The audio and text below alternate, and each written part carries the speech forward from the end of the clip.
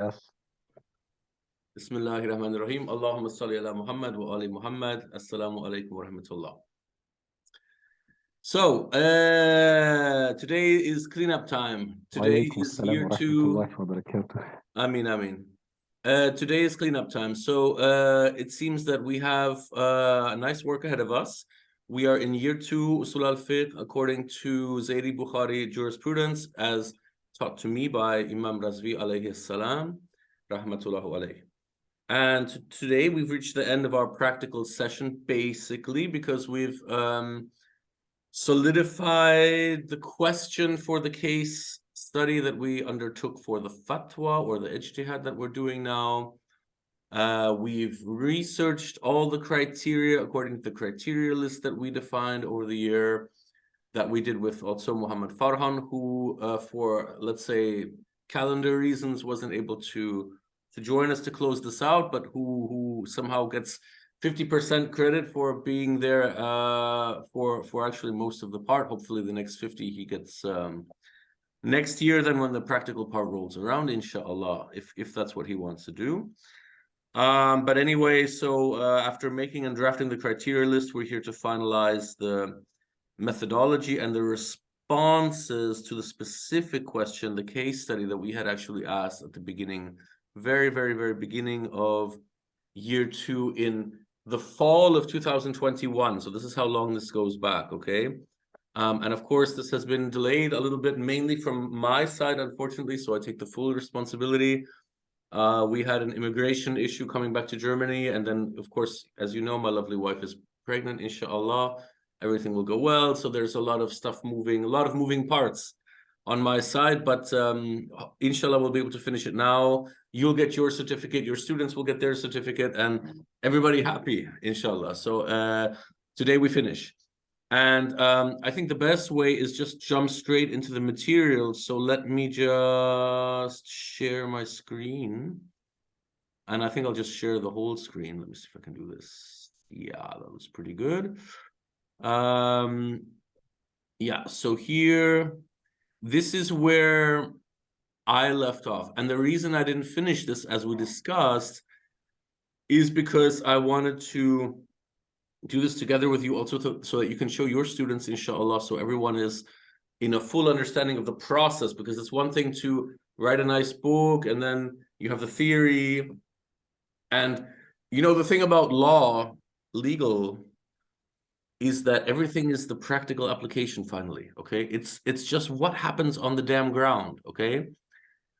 All these politicians, like in Berlin or maybe in Bulgaria, it's Sofia or wherever the politicians are sitting, they're sitting around and making these great laws, maybe influenced by lobbies and maybe, you know, different non-governmental interest groups and these different parts of society. Maybe they're even listening to the people. Oh my goodness, how would that be?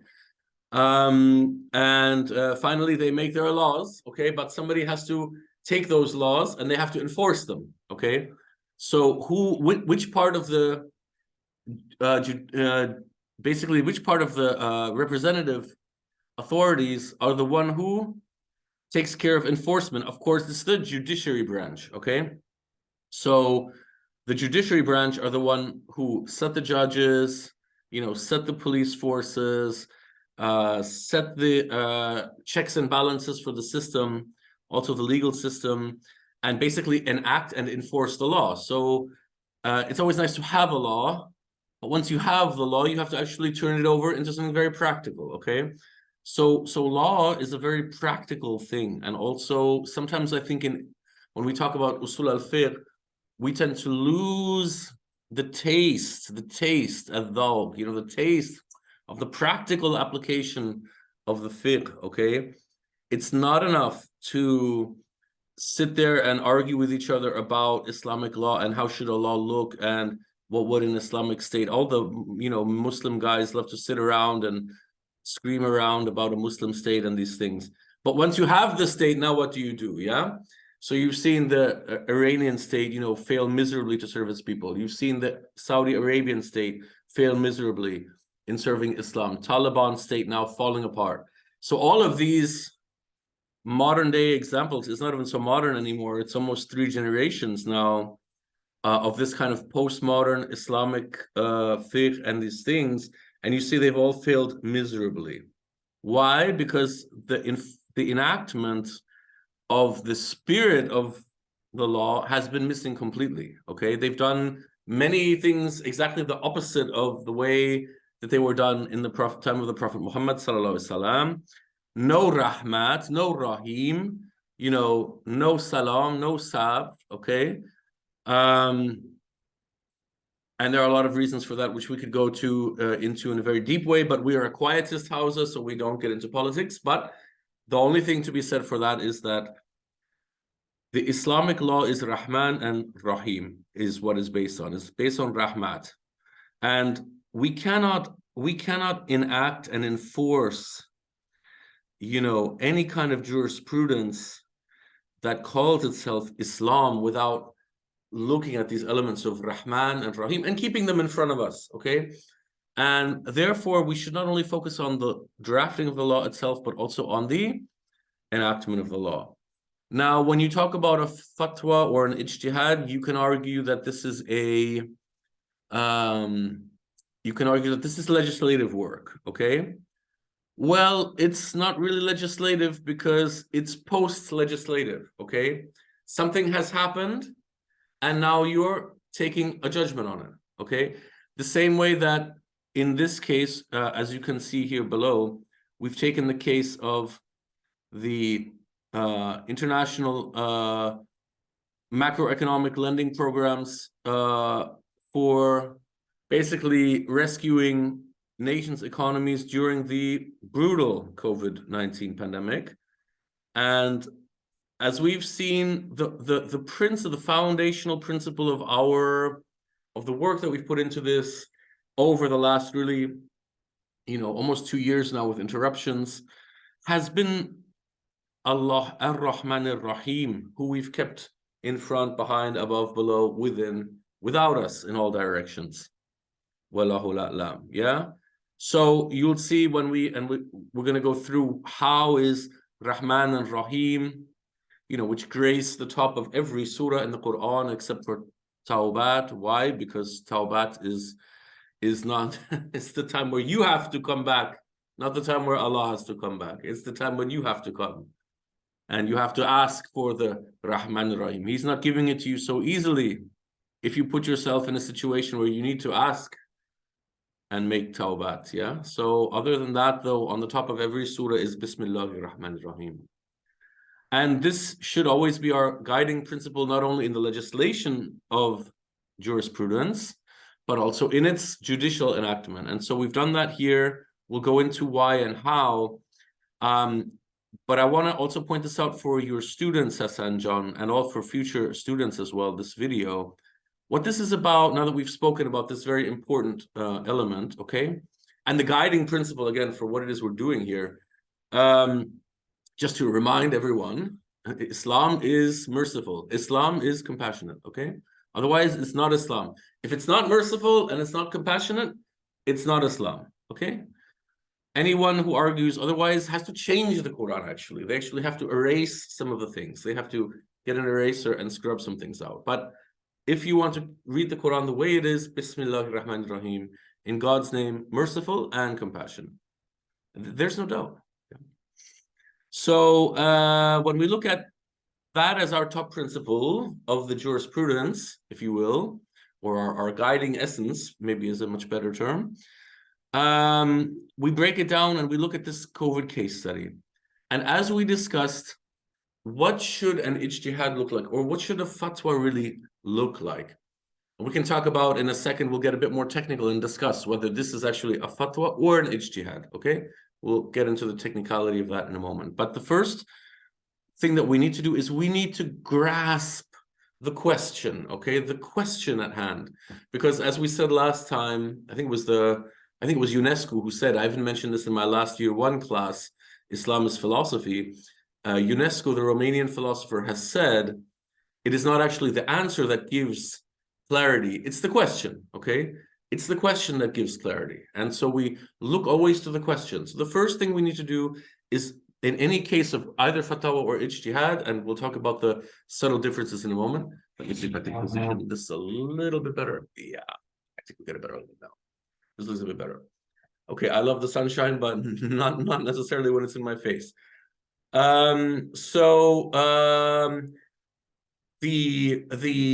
guiding light or the clarification of the Ijtihad or the Fatwa, as it were, is the question, okay?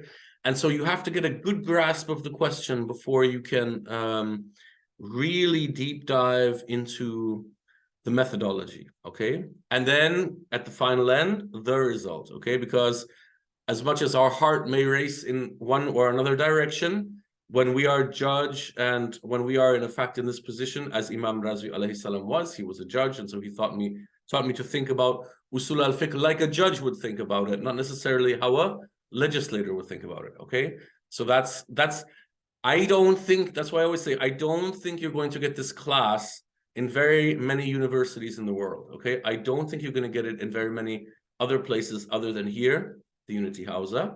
Please check our new website, Unity Hawza, altogether.world. I'm sure you'll love it. Okay, so looking at this from the point of view of the judicial branch of representation of government, what do we do is formulate the question in order that we may then apply the methodology, okay? What we do here below is start with the methodology, and we've started to work on this, and it will be explained a bit more profoundly, but as you know, what we've done until now, there are some qualifications here, and we've done some work in terms of a checklist that will be part of the result. But we can see here already, this is the main point in terms of the methodology is that the true roots of the Islamic jurisprudence, the Usul, are and shall always be the Quran, the Sunnah of the Prophet Muhammad sallallahu alaihi wasallam, and the Ahlul Bayt alayhim salam ajma'in, and the Ijma of the Ahlul Bayt alayhi salam. Always taken through the lens of al-aql. What does that mean? Always taken through the lens of divine reason, okay? Now, when we say divine reason, doesn't that mean that it's not applicable to us? Because we're not divine. So how can we grasp that reason? Well, that's only partly true that we're not divine, firstly, because Allah subhanahu wa ta'ala is al-zahir wal-batin, okay? He's the outer, but he's also the inner. So he's also within us. And it's been said in the Quran that Allah subhanahu wa ta'ala is closer to us than our jugular vein, okay? So obviously he's so inside of us. He's so inside every cell of our body, and so inside the energetic essence of our energy body. And in fact, it is this which is the bridge to the creative energy of ul-Khaliq wal-Bari, Allah subhanahu wa ta'ala. And one bridge is the energy bridge, and this is the most, let's say, potent bridge, but it's also the most subtle bridge. And perhaps the next level is what people call love. Love is another bridge from the outer world of illusions to the inner world of sustenance through Allah subhanahu wa ta'ala to eternity or to divinity. And maybe the next level below that is al-aql, okay, the intellect. And it is through the intellect that we may, on our limited intellect, that we may achieve a higher level of intellect, okay? So in other words, by breaking down all of the barriers on the path of intellect, we may yet reach the door of light of intellect as Allah subhanahu wa ta'ala may open for us. And this is the entire process of reason, okay? This is why atheists become believers, yeah? Or this is why even those that reach within Islam, that reach a certain limit of understanding, like Ghazali is a great example, you know, Muhammad Abu Hamid Ghazali, Qadas Sirat Allah alayh, is a perfect example of a guy who was, you know, very, you know, much a mullah kind of, or a kind of alim, okay? And he realizes through contemplation of a dream that he had that, you know, somehow his dream is leading to a state of awakening. And he realizes then that his state of awakening also may be a dream, and that maybe one day he will wake up from this and reach an even higher state of awakening. And this is when he truly begins to engage in irfaniyat and tasawwuf and he starts to change some of his previously somewhat rigid positions in certain philosophical aspects, and he really becomes what you could call a Sufi, or what you could be, call even a wali, or certainly an agent of the divine, if you will. Okay, when this level of aql breaks, and he reaches this door of light, and Allah subhanahu wa ta'ala opens this door for him. Yeah. So this is a great example of how the smaller al-aql, or the smaller reason, can break open and lead to a higher level of reason, until finally, we are guided, inshallah, by the divine reason itself. And with this divine reason, as far as we can go, as far as Allah subhanahu wa ta'ala has given us this opportunity, we should approach the Quran, we should approach the Sunnah of the Prophet Muhammad sallallahu alaihi wasallam and the Ahlul Bayt alayhi salam ajma'in, and the ijma of the Ahlul Bayt alayhi salam, as much as we can within our obviously limited capacity. Okay, so we're talking about a bridge between our limited list and the unlimitedness of Allah subhanahu wa ta'ala. And the bridge can be, as I said, the energy body, it can be love, it can be al-aql, or it can be all of those three in different proportions, really, within anyone. Okay, everyone who has experienced love, everyone who has experienced an intellectual understanding, or everyone who's experienced an opening of the energy body, has indeed on some level already touched higher levels of these phenomena respectively, and is on the path somehow to reach the divine through these various phenomena that we've discussed now. Okay, so always read the Quran and the Sunnah and the Ijma through the lens of al-aql, inshallah. And the remaining principles of the Usul, as we discussed, actually come directly from these examples. Okay, there's nothing that we made up, or there's nothing somehow that we grasp from the sky. But actually, all of the criteria, whether it's irtaqa tarihi, whether it's nazair, whether it's urf and adat and qanun rasmi, or all of these criteria, istihsan, istisab, all of the wonderful istidlal, the criteria that you've looked at now with your students, Hassan John, for the last year or 8-9 months, all of these come in some form or other from the Quran. So no one is somehow making this up. And this is whether it's Sunni fiqh, Jafari fiqh, Hanafi fiqh, Maliki, because all of these forms of criteria are found in some way or other, in all of the madhahib of Islam, and they make a broader, when you compile them all together, you kind of get a broader picture of the entire Usul al-Fiqh, not just of our madhab, but of all the madhahib, really. And what we've been doing here is, indeed, we've been examining throughout the whole year the principles and the criteria of the Usul al-Fiqh in all of the madhahib, at least tangentially. At least when we talked about qiyas, for example, we talked about why does it have a higher priority in Sunni Islam than in Zaydi Islam, and why, for example, in Jafari Islam and I believe Ismaili Islam, it's forbidden altogether. So this is one example, qiyas, of how we've looked at it within our school. Why? Because our usul really does not exclude anyone. We don't exclude anyone's point of view, whether you're an Ibadi, a Maliki, a Hanbali, a Shafi'i, a Zaydi, a Jafari, an Ismaili, whatever. We don't exclude your point of view, but bring it and sustain it. I mean, justify what is the work that you're doing. That's all that we ask. And we've done a lot of that in this class, okay? And we need to do that. We cannot simply say, this is the way that Imam so-and-so did it 400 years ago, because 400 years is a long time, okay? That's 20 generations, okay?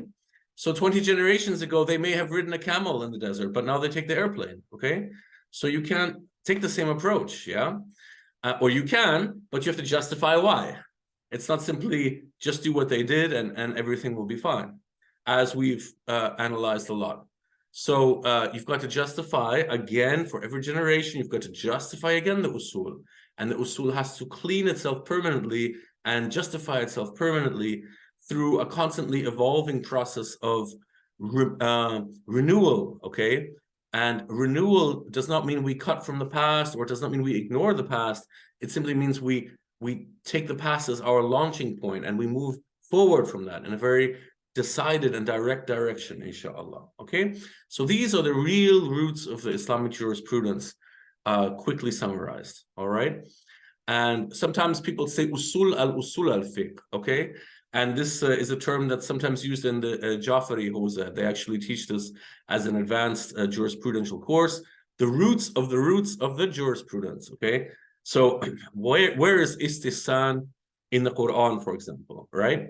Okay, I mean, I could find you so many examples of, you know, the three-letter root compartite ha, sin, noon, okay, in so many different combinations in the Quran. You could look on corpus.quran.com and you could find all of the different permutations. So al-hasanat is somehow all over the Quran, okay? And therefore, it would be, you know, a waste of time now to go too deep into that. But the whole point is that all of these criteria are also istidlal, yeah, finding the dalil, okay, what is the proof, okay, is all over the Quran. So it is nothing that's somehow being taken from somewhere and just being somehow whitewashed into the fiqh. Doesn't matter. Again, if it's Sunni fiqh or any kind of Shia fiqh or whatever it is. But it's simply a case of looking for the terminology in the Quran, and it will reveal itself, inshallah. Okay, do you have any questions so far? Or comments? I know I have no questions, but I also have thought that it would be a good idea, let's say as a future project, so all the principles of Usul al-Fiqh in our Zayd Bukhari school, as you are saying, to make a comment in every of this principle, what is it's usul, it's a Quranic basis and a Quranic foundation. For example, for the Sunnah, for the Ijma. That's fine. I'm with you. Look, I'm looking for teachers. Any volunteers? I'm doing everything myself, but this year you've helped me a lot, so I can't say everything anymore because you guided our dear students through year 2, and I'm very thankful and appreciative. Thank you. May God bless you for that and raise your status in Jannat, inshallah.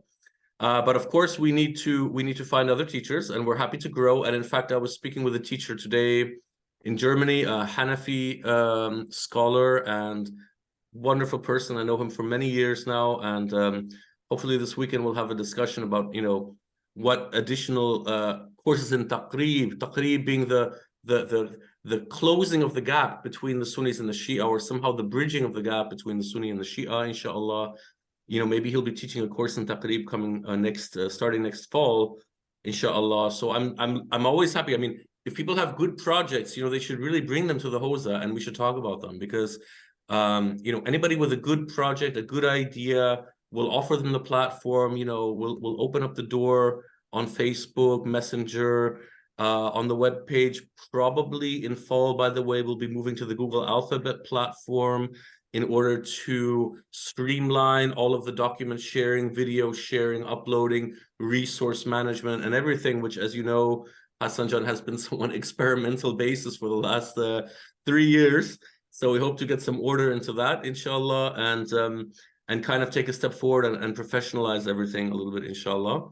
So anyone who has a good project and wants to spend time on it, like you, or if someone you know, would want to do that, they're more than welcome to just approach us, and we can definitely talk about that. So go for it. Basically, my message is go for it. Okay. Thank you very much. I can teach the class if I have to, yeah, but I'm trying to delegate and you know, give other people the opportunity to step up, you know, because what we want to do at the end of the day in the Hawza is not to train students, but really to train teachers, okay, and have the teachers go out and implement what they learned in the Hawza, inshallah. This has to be the ultimate goal of what we're doing, yeah, to multiply the effect of what we're doing, inshallah. Wallahu a'lam. So please, always welcome for a nice project. Okay, and here, as you've seen, we had split up here the positions and somewhat the work also with the different people, and then of course the shura, meaning that we would agree finally on a final solution. And we had some core principles that we had highlighted coming out of year 2 in our, what we call the alpha team, the first, the pioneer generation, so to speak. And of course, in our case, but it may be different for every year. It may be different for your guys. It may be different for the ones after, and so on. Yeah, it should be different every year. Yeah, I hope it's different this year. I'm very interested to see what you've come up with. Yeah, or if it's not different, at least that you could justify it. You know why you kept it. La ikraha fi din. Okay, there is no compulsion in religion. You cannot take this list without thinking critically about it. We have to value the ijtihad in the present moment and in the spatial context, in other words, the local context, with a view toward the future. How will this ijtihad or this fatwa affect the issue of nazair or of the precedents, okay, for future generation? Apply aql at all times. We talked about that. Apply shura, including external expertise as required. Some of these principles are completely banal, okay? They're completely almost boring. But it's like we kind of, I know that, you know, we wrote them down toward the end of last year because we wanted to say, don't forget these principles, okay? Keep these in front of you, okay? And if you keep these in front of you, you know, along with what we just talked about, that all of the usul al-fiqh actually derive from the Quran itself, then we'll be fine, kind of, or at least we have a solidified basis to take the next steps, inshallah. Wallahu a'lam. Okay, and here we have the here we have the criteria themselves, and you had broken this down into different categories, Hassan, and I appreciate that very much. And actually on Quran, you went out and you created your own wonderful document, which we'll look at a bit later. We'll incorporate that here. And then as you can see, we went to Sunnah, we went to Ijma, and the Nazar Ilmi, and the Nazair, and the Qanun Rasmi, and all the different criteria going all the way down, and everyone made their contribution. And the work that we're going to do today is to consolidate all of this work, okay? So the final point being istihsab, continuity in how zakat, sadaqah, and awqaf, etc. collected and distributed. However, controversy historically, i.e. through the alites, which later became, it should say, became Zaydi, Jafari, etc. Okay. So what I'm going to do is I'm going to save this under 4.0. So you see, this is a lot of legwork now, this work of consolidation. And then after the methodology, we should bring in the, what comes after the methodology? What does Hassan John say? Starts with R.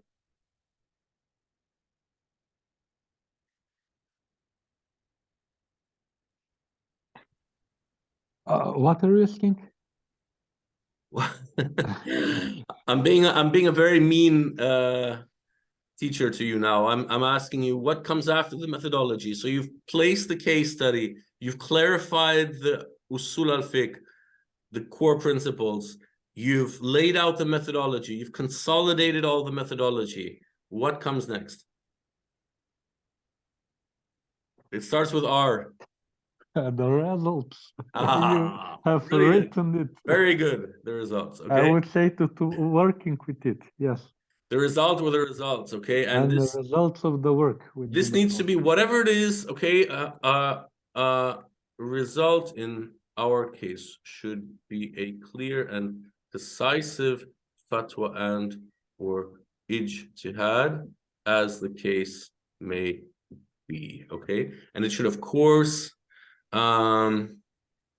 deriving from the case study, viewed through the core principles of Usul al-Fiqh and based on the applied methodology, as the case may be. Okay. All which should lead to a final result applicable for the stated context. Okay, limited by context. All right, limit applicable for or applicable to, and conversely limited by the stated context. The context stated in the case study, okay? So here you go with the result, okay? Now I was mentioning a little bit in the meantime, what is the difference between a fatwa and an ijtihad? The difference between a fatwa and an ijtihad lies in, I'm going to give you my perspective, okay? My research, okay? What I've researched, and I'm happy to hear other opinions. But the difference really between a fatwa and an ijtihad is two things. The first one is that a fatwa typically judges on law or legislation that already exists and is considered a consensus, okay? That's a really important point because the judge will just say, my fatwa is this because of this and this and this law that's already preceded, okay? So it's not really tackling new legislative ground or area, okay? It's based on, okay, my battery is running out. I've got to connect it in a second. It's based on what has already been in some form derived previously on a legislative, even if it's just precedence, okay? If someone were just to say, the precedence is already there, you know, it's not more than 33 years old, as we have defined it within the Zayd Bukhari fiqh, you know, you can add plus minus some years. But there's some limit on the precedence and it's still a qualified precedence. Okay, we don't need a new law, you know, we'll just do the fatwa. Okay, no problem. Yeah, you have a case, you do the fatwa, end of story. The ijtihad, on the other hand, and I'm just going to connect. If I can, yeah, there we go. And the ijtihad, on the other hand, is really much more about breaking new legislative ground, okay? Usually because of a darurat situation to do so, okay? Meaning, in other words, that if you didn't do the ijtihad, you could not solve the legal problem, okay? Or you could not resolve the case study, as it were. Let me see what I can do about this light. It's always nice to pretend you have illuminated halo, but somehow I think it's nicer when you can actually see me when we talk. Okay, so so that's one major difference. Okay, the fatwa is based on the precondition of existing legislation or at least precedents. Okay, and the ijtihad itself is actually breaking new ground. Okay, breaking new legislative incidents, if you will, or existence. The second and critical difference between a fatwa and an ijtihad is that a fatwa is kind of past looking, okay, whereas an ijtihad is more like forward looking, okay? And of course, that kind of also comes from the first principle. It's in a way related, but the point is, a fatwa is judging something that already happened, okay? But an ijtihad may discuss something that hasn't happened yet, okay? So if I look, for example, to, let's take I'm very curious, by the way, to know what your students are going to take as a question for their practical thesis. I'm very excited to find this out soon, hopefully, inshallah, whenever you're ready with that. But we've taken this, you know, case study of the COVID-19 macroeconomic lending programs of nation states, sovereign nation states, whether it's halal and if so, in what context. And you can say, in many ways, you can say this is closer to a fatwa character, perhaps, because we're not necessarily breaking new legislative ground, okay? But I'm open to debate this. But if you look at something like artificial intelligence, okay, I would dare to say that there are not more than 10 fatwas in the world or ijtihad on artificial intelligence, probably less than that right now. Probably, or with 2 billion Muslims in the world, probably less than 10 people with some kind of knowledge have actually sat down and looked at the question of artificial intelligence, okay, in a legislative manner. I would bet. I'd like someone to prove me wrong. I hope that I'm wrong, and that more ulama are actually looking at these questions. But certainly we don't seem to be much on the forefront. I'm happy to announce, and we talked about it in our call last week, Hassan Jan with Ustad Kaskas. He is announcing some kind of conference on AI around December of this year. AI in the Quran, or how to, introduce and implement Quranic values into AI from our point of view as Muslims. And he's gathering a lot of scholars to put work into that. And I think he's doing a great job, inshallah. And we should support him in the Hawza, inshallah. And we are supporting him in the Hawza, inshallah. So hopefully that will work. He certainly has our blessings for this great work. But I would venture to say that if we were to ask a question about artificial intelligence, it would be closer to an ijtihad, simply because there hasn't been much groundbreaking precedence on it. There certainly is no legislation about it in Islam till now. And so therefore, we're basically breaking new legislative ground. Okay, so these are some examples of the difference between what is a fatwa and what is an ijtihad. So I would say that what we've done here is more of a fatwa, but I'm happy to hear your critical thoughts on that, if you like, please, Hassan Jan.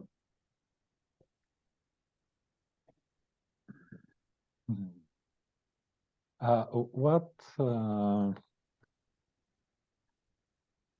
knew all the difference between fatwa and ijtihad. This maybe it is more in the Hanafi perspective. But basically, the fatwa, it is in some way similar to what you have explained. When you are giving the fatwa, you have the legislation you are using to give the judgment. You have the usul. You have the ready usul, which are utilizing to go to the decision.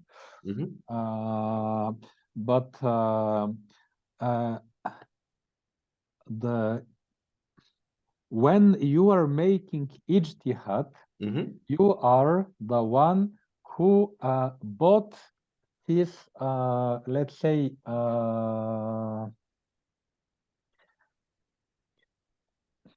who is creating both first the usul, and after the usul is ready, he is giving the specific fatwa based on this usul. And in this sense, I would say that what we are doing, it is ijtihad, because before we started to endeavor and to research the given question, we had half an year when we where we were studying the 16 principle of ijtihad. But after that, we ourselves made let's say refinement, or we critical sorted the list, and also we discussed if these points are still valid. Should we bring new points or let's say delete some of the already present points? And after we reached ijma, then we proceed further with the specific question. So in this sense, it is more close to ijtihad. Okay, I understand where you're coming from. So if we were to say, let's take the example, like we were to say that somehow, still trying to get a good angle on this. Okay, I think unfortunately the halo is just going to accompany me, so we have to live with that. I apologize for that. But I think if we were to act in such a way, and remember, this is all a theoretical exercise, okay, that we're doing here as a teaching instruction for hopefully future judges and legal advisors and people of state and people who are involved in maybe Sharia boards in big companies and things like that. That's the reason we teach this methodology, in order that people can take it and apply it practically, inshallah. Yeah. And one of the practical things that we did is we took the theory that Imam Razvi alayhi salam had taught me personally, and the core essential principles as we discussed them. And as you said, yes, you're right, we refined them and we applied them, okay? Now, if we were just to do that refinement for the broad sake of this particular question, then I would be inclined to agree with what you're saying, because it's almost like, okay, we did an entire reenactment of the criteria just to answer this question, okay? Now, my viewpoint is more like a different one, which is that, of course, we did the theoretical exercise in order that we could apply the methodology, but it could have been any number of questions that we asked. And in fact, it's more the case study itself that kind of shapes whether or not this is a fatwa or an ijtihad, because the case study will tell you, do you have different levels of nazair and already present ijma of the Ahlul Bayt, which is relevant, for our generation, and perhaps other, nazar ilmi and those kind of things that are relevant for the case, and therefore you have a pretty solid case, which I would argue, or let's say I would posit, I would debate that in this case we do have, because we haven't really created new legislation in that sense. We've based our methodology and our final results, which we'll get to in a moment. We've based all of that on already existent either ijma, of course, Quran and Sunnah, and then ijma, and all of the criteria that we discussed that were applicable for this particular case. Whereas if we were applying ijtihad, it would really be, it would be the case study that would tell you this has never been done before. Okay, this has never really been discussed before, and I don't want to say that. That also we took a case here with the government macro lending programs, which have, of course, now led to inflation all over the world and rising energy and commodities prices. Everyone thinks it's about the war in Russia and Ukraine, and yes, that plays a part, but certainly all of them, money printing and credit lending, previously had a huge impact on that as well. But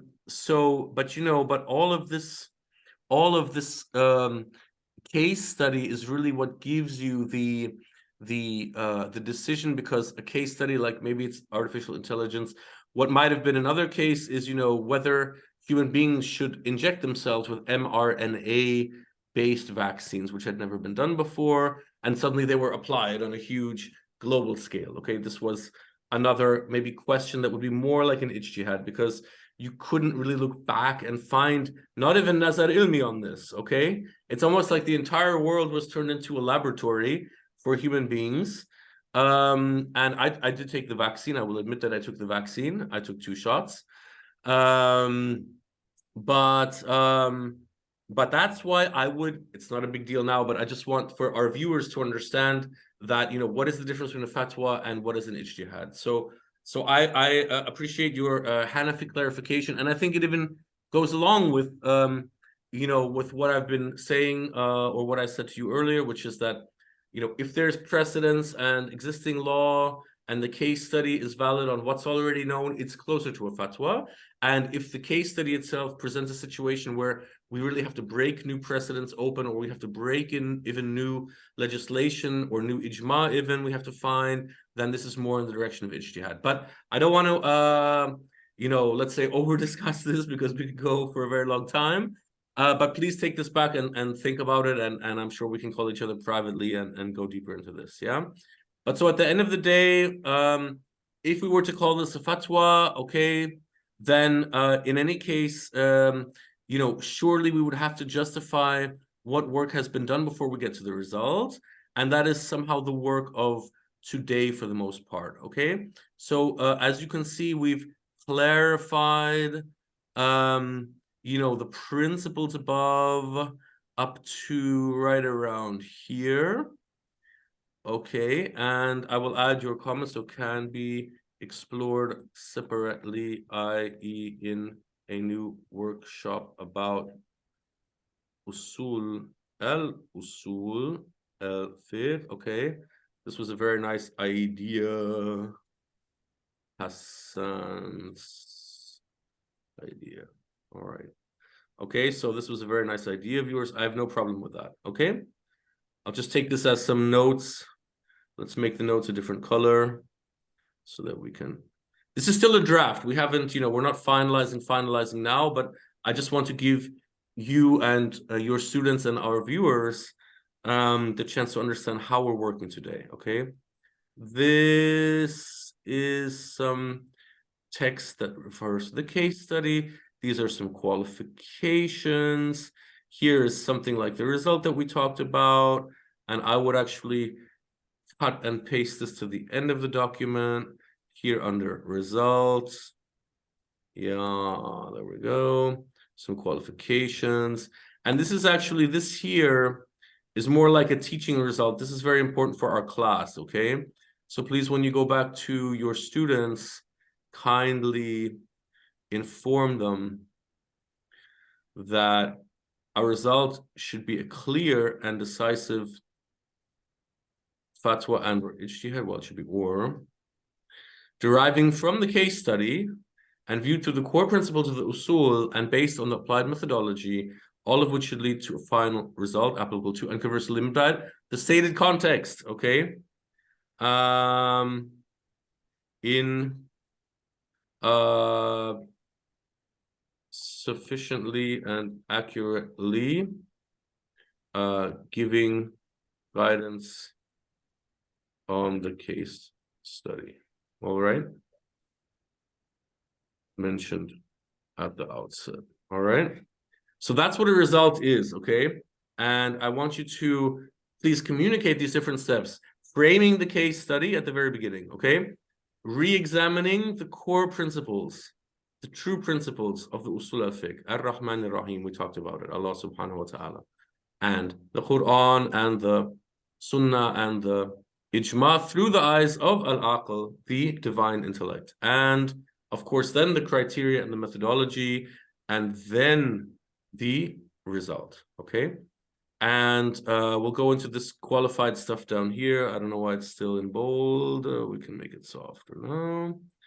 And of course, the checklist we talked about and some other things. So that will all be part of the result afterward, but the result will come finally in here, okay?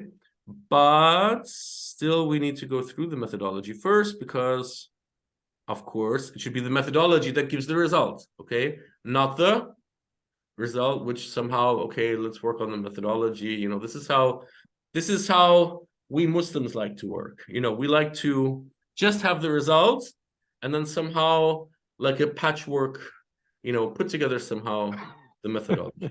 Okay, this is why the Muslims are behind in so many categories in the world today. We're just behind everything because we jump to conclusions rather than approaching things calmly and peacefully through the scientific method, okay? Which is that the results should be based on the methodology and not the other way around, okay? It's an uphill walk. All right, so the core, of course, of all of this methodology is the Quran itself, and I'd like to dive into your latest document, which I think you shared with us here. Yes. And let's go into that. Aha, okay. And look, I'm just going to, at this stage, I'm just going to trust your work, okay? Because this was your job. And when we work together in Shura, we have to trust each other. Otherwise, there's no point in cooperating. If you don't trust your colleagues, don't work with them. Find new colleagues. Okay, but if you're going to trust them, okay, then work with them. Okay. And what I want to do, let me see if I can do this in Word. I'm terrible in Word, but let me see if this can be done. There should be an option to combine the, no, it's not here. Combine the cells, maybe. Merge them. Yeah, that looks pretty good. Yeah, that's exactly what I want to do. Okay, so let's merge all of this. Or in fact, I have another idea. But if I do that, then I'll have lost the paper. So let's do this differently. Okay, let me first copy paste your work. Don't be afraid. Don't be afraid. What looks like it's just a lot of copy paste. Oops, how did that happen? No, that's not what we wanted because we had that already. So what I did want to do was copy from your paper. Does it not allow me to do that? Copy it. I hope we have backup of your original. Everything is erased. Everything is in black. Let's see. Yeah, there we go. Okay. So this is your part of the work. Oh my God, people might be saying this is a lot of work. Yes, it's a lot of work. You're taking a responsibility for at least your generation's viewpoint on a very critical issue. Okay, so yeah, put the work in, guys. That's why year 2 is the hardest year, okay? Because you actually have to work, all right? Whereas year 1 is relatively soft. Year 3 is very philosophical, okay? And lots of Hawza and debate and discussion, and maybe some practice on the rhetoric. We should talk about rhetoric. And year 4 is maybe the biggest jump for many people because of the spirituality involved, because of the batin or the irfan or the ma'navi involved. But this is the secret for those who pass through the years 1 through 3. So now we've done the Quran, and I'm happy to start deleting some of the stuff. So we don't need this anymore. Okay, so once we delete entire row, once we've found the criteria and we've pasted it in the right place, we can go ahead and delete it and make our lives easy, okay? Going back to this, just paste this here.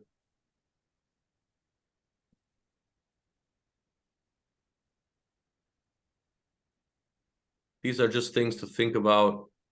You know, we agreed this last year, and I don't want to rediscuss this, Hassan John. Because otherwise we'll be like, you know, when you're with a lovely woman and you had some kind of debate or argument 7 years ago, she still remembers, okay? Even today, if you ask her about it, she'll start again. We love our lovely ladies. But this is just their way. And we want to have a different way. We want to let the past be the past, be satisfied with the work that we've done, and move on, okay?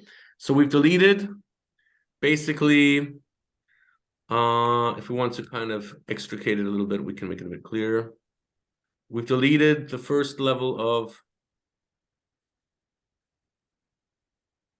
the matrix that we had applied, okay? This matrix being all the people that were involved in the shura, okay, in the finding of the result. And if you remember, the Quran was something that we had given finally to you, Hassan Jan, to put a final picture on it, okay? And even then, wow, we really discussed it a lot, okay? And we should, because it's very important. Okay, apply shura, including external expertise as required. That is so important, okay? You can even make these all bold, because they're also important, okay? Now, again, and this is, okay, all this ugly stuff here is just a table. We delete this at the end, yeah? In fact, maybe I need to, can I do this? Yes, I can. Maybe we need to put that here. Okay. So for those of you that are getting somehow bored of watching this, because it is very technical. Oh. Don't be afraid. You can skip to the later part of the video while I try to manage this. Maybe we have to do it the other way. Get in this way. I see, because it copied it as a, yeah, I get why. Okay. Let's see what it did here. Does it allow me to do this? Yes, it does. If I delete the table, will it delete everything? Let me save it now. What is this? Anyway, we have to fix this at some point. I'm just not quite sure how. That's not what I'm looking to do. Oh, I love you, Word. I love you so much. Let's see again. No, it's still not doing what I want.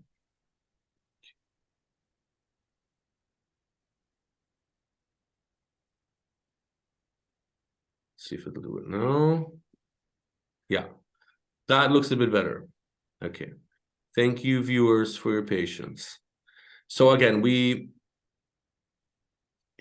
think we did all the homework, the cleaning up, we're doing it together. We talked about all this. So this can go. And the methodology also can go. So let's go and do this. Does that work? No. How about that? That works. Okay. All right. This document will become clean and we'll show you the clean version, but for now we're just working on the methodology. Okay. So this we should be able to delete. And now that we have shura, it really doesn't matter who said what. Okay. We're at the end of the process, so we can just get rid of all this. I hope. Okay. Yes. Yes. Okay, the rest looks very good. Okay. So far, so good. You get what we're doing, right, Hassan? You with me, Hassan? Yes, yes. Okay, are you good? Yes. Excellent. I know that you had these nice categories, and I want to respect those. Okay. I remember that we did that last year. So we want to respect that. So what I want to do is, because I think this annoying table is getting in our way, what I want to do is to just copy paste this all a little bit differently. And then we'll work on the whatever tools this is. Yeah. Oh, I see. Oh, I see. Okay, that's fine. That's fair enough. That's fair enough. Okay. So what we'll do is go back into your paper, copy this again, and inshallah, paste this again. Yes, exactly. Okay. Okay, so we've done the Quran. Of course, I'll do some editing to close it, but I just want to show you and the viewers what it is we've done. It's been an hour now on this call, okay? So we still have 30 minutes because I know you, Hassan Jan, are looking to jump. Actually, we can continue 1 hour more. Oh, okay, okay, that's great. Mashallah, mashallah. Thank you very much. So that gives us a nice opportunity to really put an end to this, okay? Hopefully finish it up, yeah? So this was your work for the large part, and of course our comments. Exactly. And now comes, that was the work on the Quran, which is obviously the most important component, okay? And now the work on the Sunnah. Okay, and this was the Hadith, and there was indeed even an academic article about this. And we're just going to copy and paste. This was my work for the most extent. It really doesn't matter, but it's just about showing that everyone contributes, okay? See if that works properly. And does this link work? We click on it.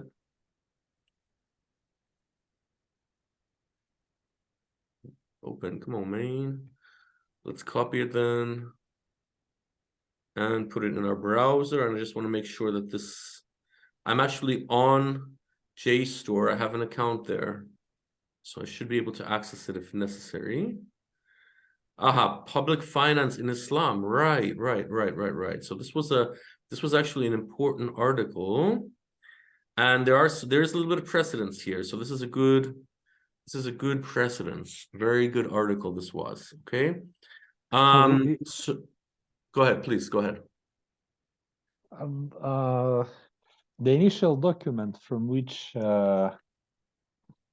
we started to take the different Quranic ayat and to put Was together this the article, Quranic right? basis. Yes. Yeah, this yeah, one. great. Thank you for remembering that. That's great. So you can see here that we have this great article to work with, okay? And we say, subhanallah, that there are some researchers out there who've done this kind of studies already, this kind of linking the bridge between macroeconomic jurisprudence and government policy and, you know, the Islamic philosophy or way of thinking or approach to life, okay, whatever you want to call that. The work of the Prophet Muhammad sallallahu alaihi wasallam, let's call it that, okay? So we like this hadith because it came from Thawban, and he himself was a truly pious former slave, radiallahu anhu, from the Prophet Muhammad sallallahu alaihi wasallam himself, okay? And we have issues with this. This is a similar hadith by Abu Huraira, but you know, we had a problem with him because of the fact that many sources say that he was punished by Khilaf Umar for lying, actually, while Umar had made him somehow the governor of Bahrain. Wallahu a'lam. Only God knows these, you know, kind of the quality of the individual ashaba, okay? We cannot judge it. The problem is that only God knows which of them was at which level of spirituality. Not to say that one was Muslim and one was not Muslim, that's a completely different discussion, but you know, even whose word has more value is very difficult. But one thing we know about Abu Huraira is that he recited so many hadith, although he was only with the Prophet Muhammad for a very short period of time. Yeah. So either this guy was a kind of artificial intelligence data bank himself, maybe a kind of chat GPS or chat GPT, whatever it's called, from, you know, 1,400 years ago, or we have to take his hadith with a little bit of salt, as they say. Yeah. But certainly, Thawban is a guy who related much less hadith, but the hadith that he related are very, for the most part, very beautiful spiritual quality, like this one. Okay, whoever dies, said the Prophet Muhammad, Qala Rasulullah sallallahu alaihi wasallam, and he is free of pride, hulul, and debt, he will enter paradise, mashallah. Okay, so we have a very nice article here, and I will take the time to. So we'll reference this more accurately and explain its context here. This will be some homework that I take with me, okay? That's something still for me to do. But now we've talked about the sunnah, okay?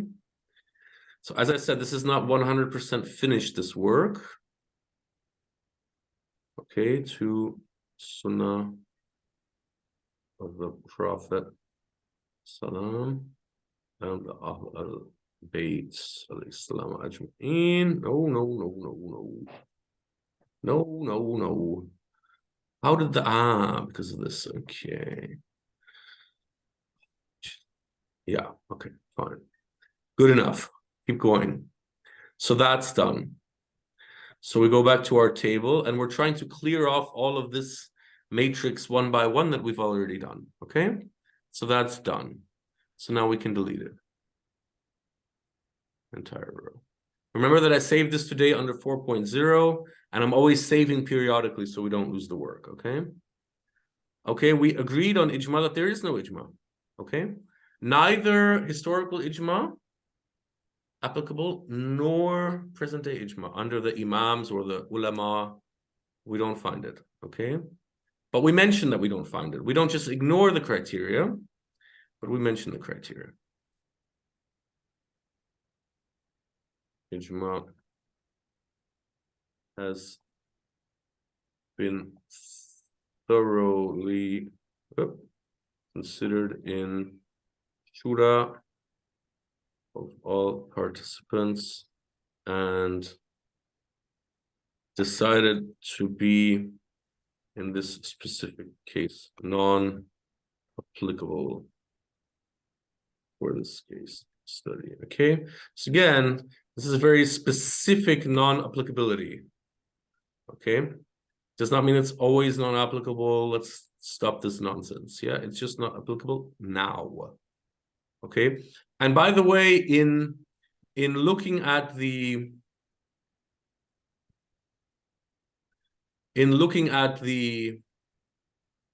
this fatwa, okay.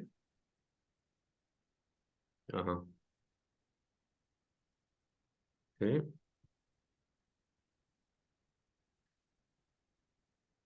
It's not that we somehow have to restate again, what is the order of criteria and why did we get to them? Because we already did that, okay? We already did that work previously, and I don't want to somehow again and again the same and the same. No, we have to be very practical. Now we're just finishing, okay? And the person will understand the order of methodology by reading the document in the order that we printed. What we can say is that we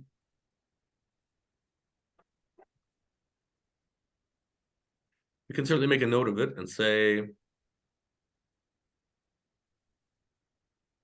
the following methodology is based on the jurisprudential criteria of Zaidi al-Fiqh according to Seyyed Imam Razvi alayhi salam, and adapted to the current context as per his specific demand by the participants of our shura. Kieran, okay? So this sentence would actually be a part of every fatwa or ijtihad, okay? Of course, the following methodology is based on the jurisprudential criteria and so on and so forth. Does that make sense? Yes. Are you following me? Are we good? Yes, of course. Okay, I just don't want to be here speaking with myself. I'll get lonely. Okay, 4. Very good. I'm happy that this is clear for you. Thank you very much, Hassan John. So let's go next one.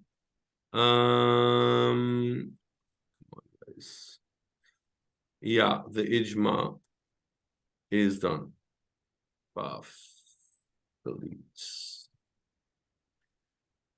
Okay, Nazar Ilmi. Now,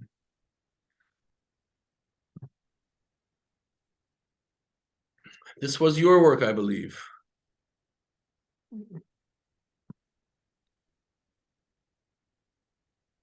And we'll look at the issue of Nazar in just a moment. This may be hard to, it looks like it's going to be a little bit hard to clean up. Let's do our best.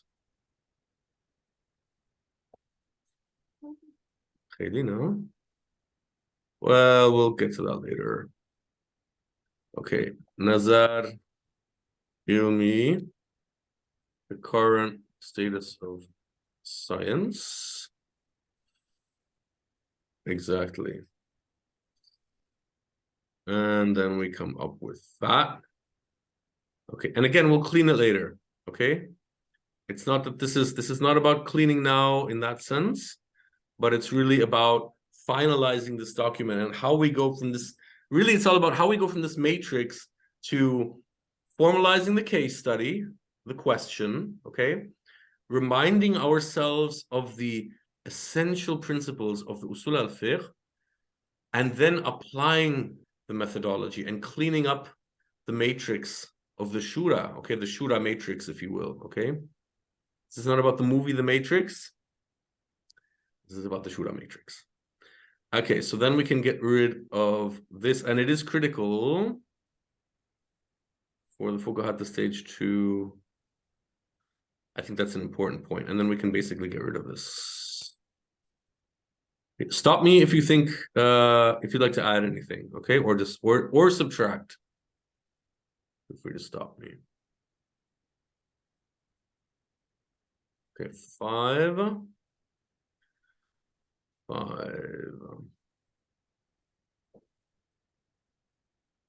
The Nazair.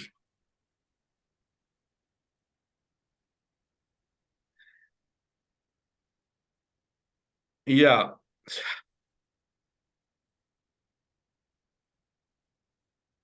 We can actually take these two articles. This was my work. We can actually take these two articles as good examples of how to work on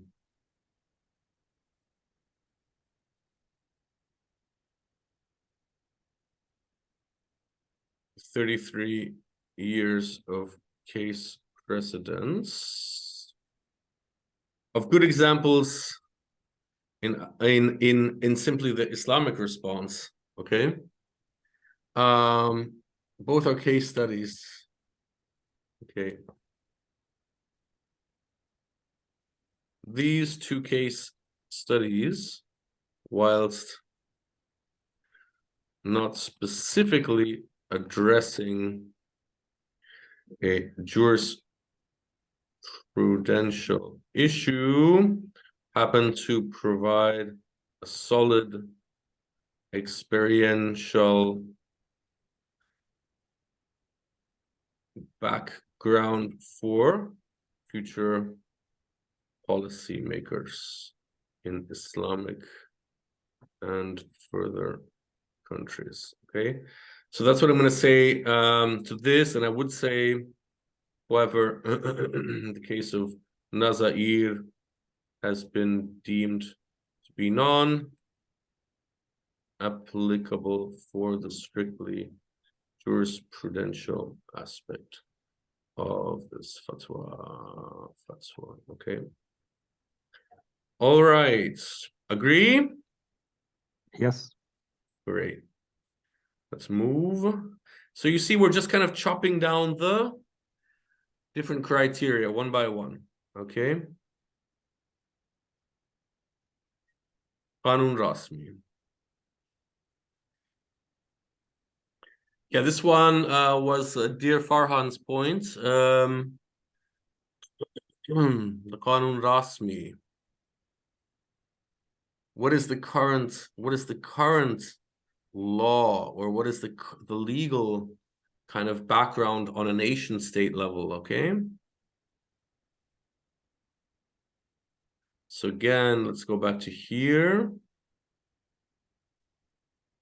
Okay.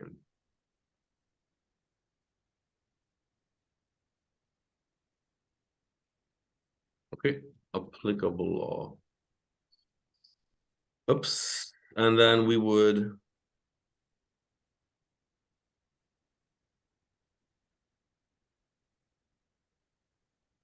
yeah, this is definitely a very specific. The good thing about this category is that it really allows us to remind ourselves that this situation, this global COVID pandemic, oh, something is wrong there, should actually be something. I hope it's still there. Oh, it seems to have disappeared. That would be bad. Aha, there we go. Okay. Let me just copy it first. It does seem that important to remind ourselves that we can't really, that's just not working somehow. We'll have to find another way to do this. That we can't really just copy paste and apply this in every context, but we really need, every country has its own specific parameters, and every nation state, so any policymaker would still have to do the work of applying this fatwa that we make, whatever that may be, to their particular case. Yeah, so we cannot somehow give a blanket fatwa for all the world or something like this. Yeah, but we can say this is our recommendation in general for policymakers all over the world, whether Muslim or otherwise, of course, more in an Islamic context specifically, but beyond that too, of how to responsibly resolve this very difficult pandemic macroeconomic situation. Okay. I'm going to try one damn last time to do this. I'll try one by one.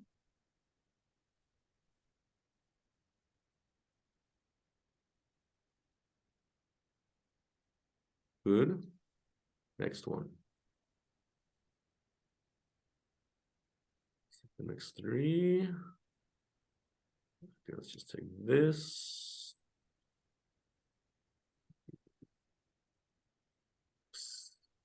Nope.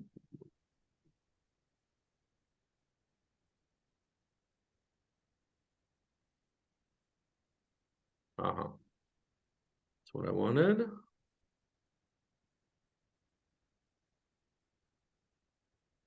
Okay.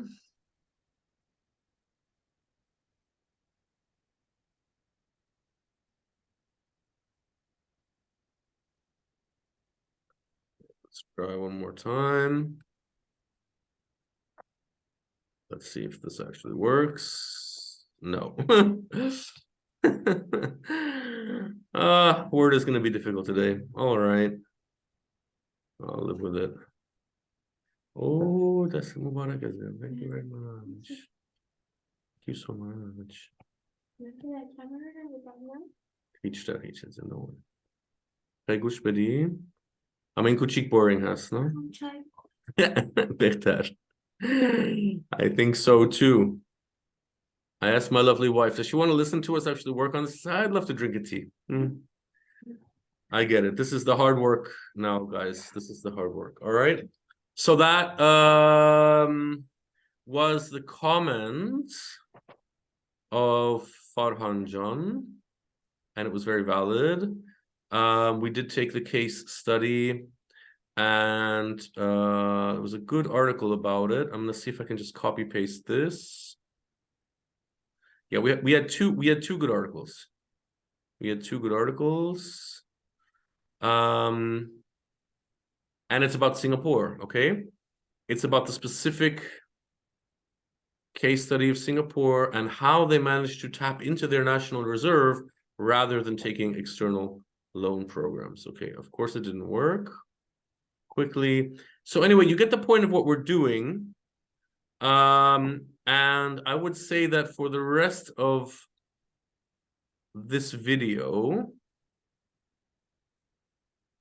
okay, I'm not going to torture you anymore with this process because I think you viewers have suffered enough. Don't worry.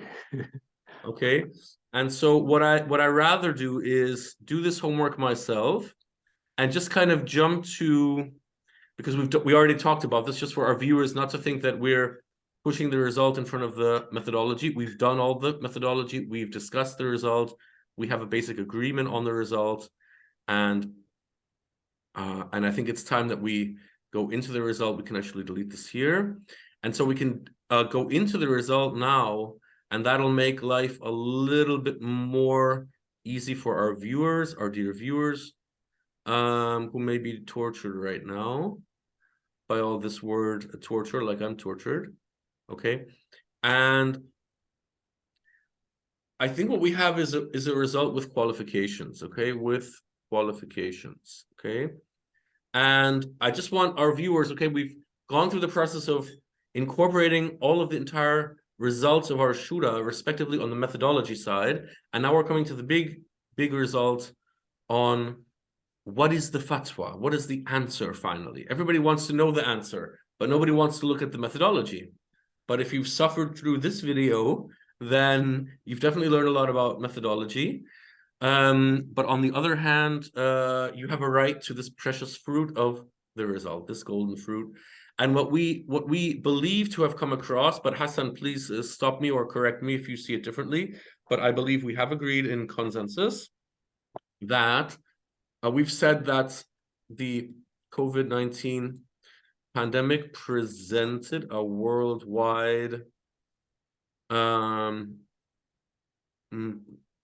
medical emergency, the likes of which our generation had hitherto perhaps never experienced, okay? This in turn led to a similarly catastrophic global economic crisis, including a recession in many nations, okay? Therefore, we consider an emergency situation to meet the criteria of a so-called ضرورة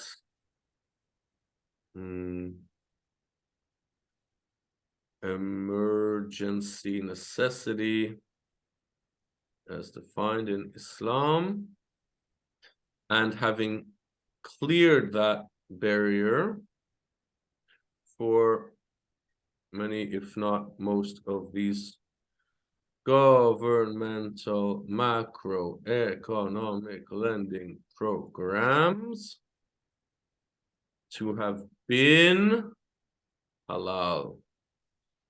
However, this result is qualified by the following aspects to be taken into consideration for future similar such case studies and future emergencies, economic emergencies. Okay. Do you agree with how I've presented this, Hassan Jan? Yes. Okay, excellent. So we have consensus in the Shura, okay? And now we can go into the qualifications. And again, qualified one, qualified. It's not really. This is not really a qualification. It's yes. However, future policy makers should have well learned their lessons from the COVID-19 pandemic and be in a much better position to avoid such macroeconomic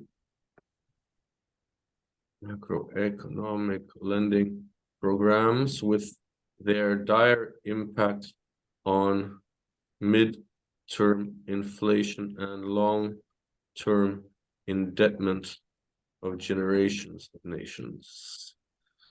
Okay, so we have to always, with the result, we have to keep the consequences in mind, okay?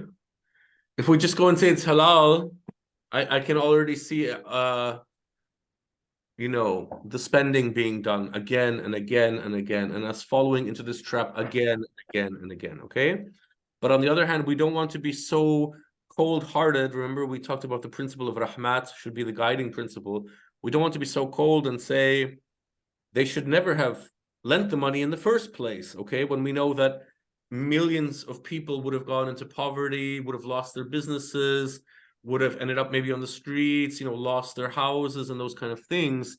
We don't want to be so cold, but we do want to be, you know, focused enough to say, guys, we hope you've learned your lessons, inshallah, policymakers in economics, and don't make these mistakes again, okay?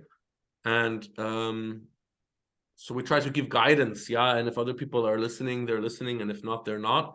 But the idea is our Hawza, the Unity Hawza, is there to provide avenues toward which people can take from the open hand, and what they take, and what they leave, and wa'allahu la'lam. Okay, so we qualify the situation. This is a darurat now, but if a pandemic comes again in 5 years, it's not really a darurat anymore, or it may not be, because you should have prepared now, yeah? You had the experience of COVID. You knew that there was going to be an economic effect. So what is now your excuse? Why, again, we have to go and bury the budget and bury the budget and bury the budget? So in that sense, we can take this out. Good. Qualified 3 is that we do a shura, okay? Decision should be made in a shura format. Now, it's not really a qualification, but it's just a reminder, okay? And in this case, we should have spoken with the government officials, the health officials, science, and particularly the economic experts, to reach a shura for this case study, okay? That's really important. And you can see that here we had a similar result to what we had before, and I would say qualified 4 by this checklist, okay? And qualified 5, be aware be aware, beware of future financial consequences.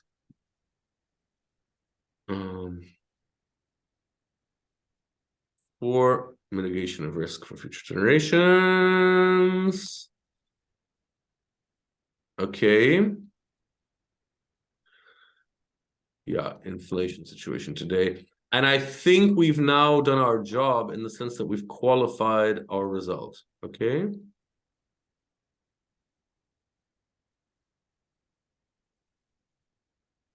And I think, you know, and I think we can allow ourselves, in a sense, and again, I'll clean up the language and I'll clean up the rest of this document, but I just wanted to show, because you put in all the work, because you put in the hard work on the Quran, especially, so I'll put the hard work in on the rest of cleaning this up. Of course, in your team, you should divide the work equally so that everyone does fair and equal amount of work. So now we've qualified the result with 5 kind of qualification windows, if you will, and perhaps a recommendation for future policy makers, whether in Islamic nations or otherwise.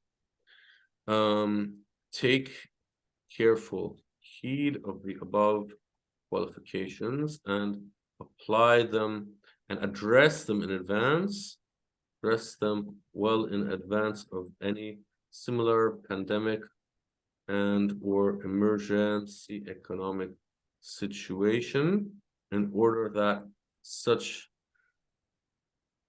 a global economic catastrophe may indeed be avoided in the future.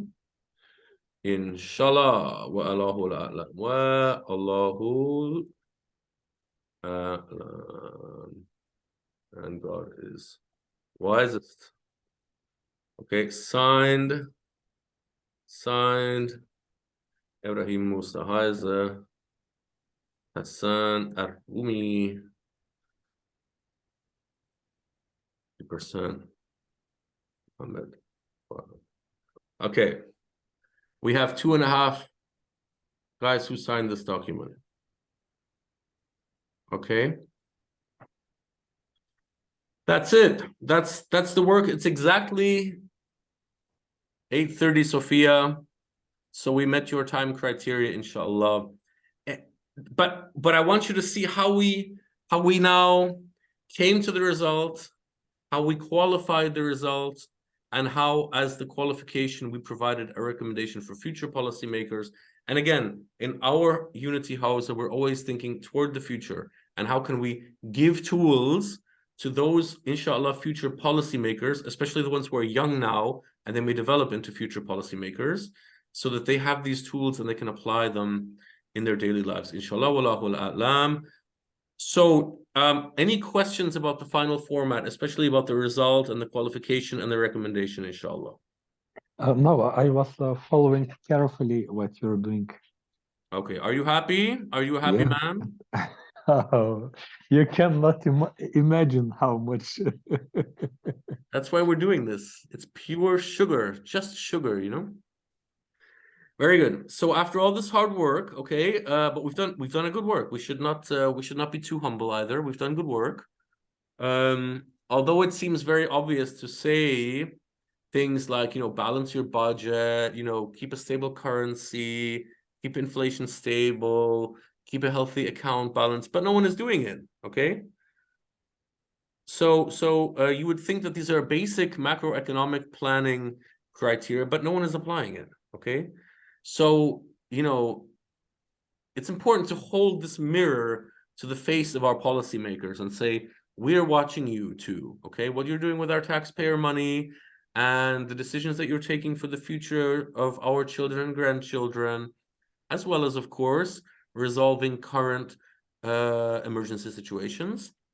This is a balance, al-mizan. Again, we talked about al-mizan so much in this Hawza, yeah? We're always talking about the balance, okay? Wallahu a'lam. Thank you for your signature, Mr. Hassan Ar-Rumi. and 50% Mr. Muhammad Farhan. And guys, students, viewers, this is how you prepare a fatwa according to the methodology of Imam Razvi alayhi salam and the Zaydi Bukhari Fiqh jurisprudence.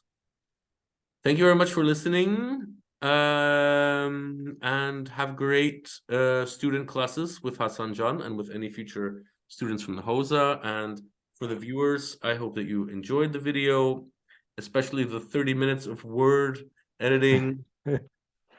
And please ask any questions you like in the comments below. Like, subscribe, comment, give us feedback. Check out our new website, unityhawza.world. All right, because we're taking over the world. Okay.